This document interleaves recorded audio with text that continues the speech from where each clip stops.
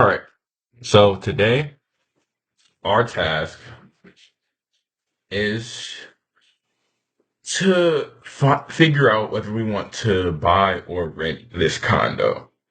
Um, our purchase price is 425,000. HOA fees are 350 a month. Property taxes are $5,100 a year. Insurance is 1,200 a year. Mortgage rate is 6.8, 30 years. And we have 95,000 saved for the down payment and closing. Closing are estimated at 12,000. Uh, we're not moving within 5 years, and down payment is 20%. So our first question we need to ask is what's the true monthly cost of owning versus renting? Our second was how much equity we would build in 5 years. Our third is how do we decide on renting versus buying and what's our thought process? And then our fourth is what are points and should we consider it? So the first thing we do is calculate the total cost of renting versus the total cost of buying over 5 years. And that is 136,800 for renting. And for buying, it's 151,187. And so the difference in cost is 14,387, and it's more to own it over 5 years than it is to rent it. And considering we might move, and taking that into account, it looks to be a good option to rent right now, in case we are. Um, but for our equity buildup, we have that here, and so our equity after 5 years is 87,889. And so points, I have that explained right here. It's also known as discount points, and they're fees paid directly to the lender at closing in exchange for reducing interest rates. 1 point is equal to 1% of the loan amount. By paying points, borrowers can lower their interest rate over the life of the loan, which can result in lower monthly payments and potentially significant savings over time, depending on how long the borrower keeps the mortgage. And so the cost of paying 1 point is 2,800. And our new monthly mortgage would be $1,724.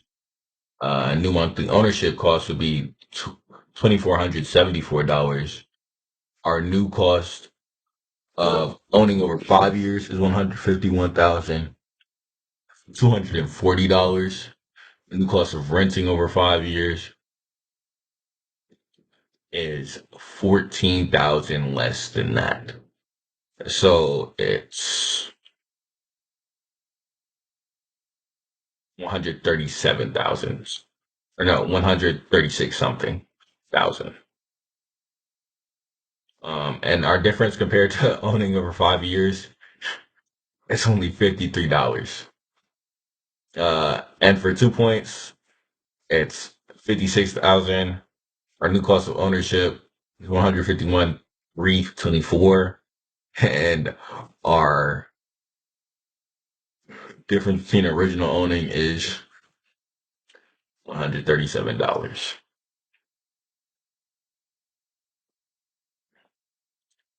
Um, so it doesn't look like much, especially and since we're only saving $137, and that's what paying $5,600 gets us. So renting, or no, the points don't really seem to make sense.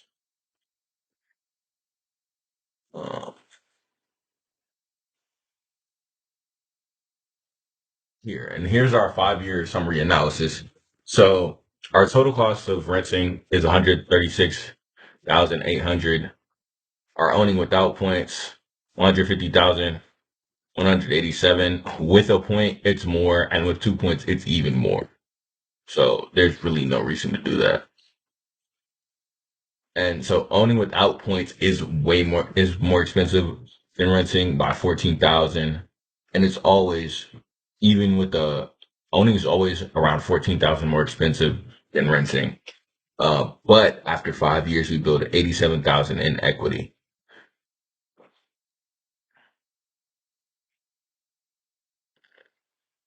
Paying, and so the analysis is paying with points reduces our monthly payment over 5 years, right? Resulting in a slightly higher total cost compared to not paying points in this scenario. And so now we have our visualizations for this. So this right here is our cost of renting, that 137. Our ownings are up here. And it's all the owning is always around 14,000 higher, but the equity we build does affect that. And so I have it down here. I asked what was our true monthly renting versus owning costs. And it looks like even if what you're paying, uh, even if what you're paying for the monthly owning costs, even if you do like get the house and you get those dividends, it's still much higher for the monthly cost. And this is our current monthly rent, and this is the monthly rent we have if we take the 2,500 lock in. Um, wait, no, this is our current monthly rent, and this is the monthly rent that they offered us, right? And so, what we need to analyze here to decide whether to buy or rent is if we are leaving after 5 years, then it's a no-brainer just to rent. We spend way less. We don't have to deal with all of the property taxes and everything that goes along with that. But we don't get or the HOA fees or stuff like that. But the thing that we don't get that is truly important is the equity that we get on a home. And so I had Gemini run the appreciation rate for the home value and take that into account as selling costs. And so the estimated selling cost after 5 years is 24,000. Remaining loan amount after 5 years would be 262,000, and the potential profit from selling is 119,000. And so that more than makes up for what we have saved. That's what we have saved. It's more than what we have saved at the start. And another thing that we get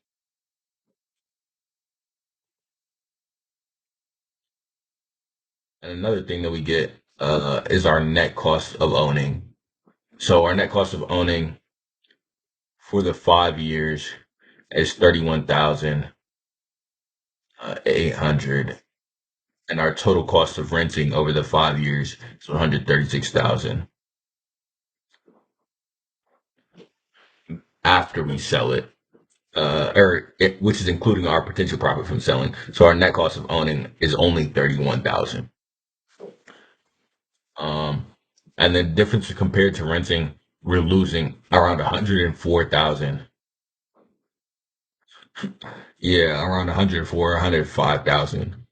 So while it seems to be a no-brainer to just rent because you're spending like 14,000 less, if you're going to sell the house after, at the appreciation rate for it, it is a good idea to buy that house and deal with all of the fees that you incur simply because you can make money off of it.